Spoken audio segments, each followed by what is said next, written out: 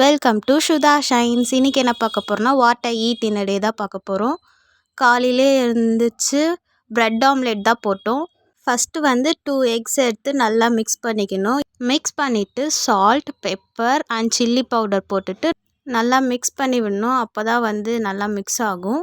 இப்போ வந்து ப்ரெட் எடுத்து எக்கில் டிப் பண்ணி நம்ம தோசை தவாவில் போட்டு டோஸ்ட் பண்ணி எடுத்தால் ப்ரெட் ஆம்லெட் ரெடி.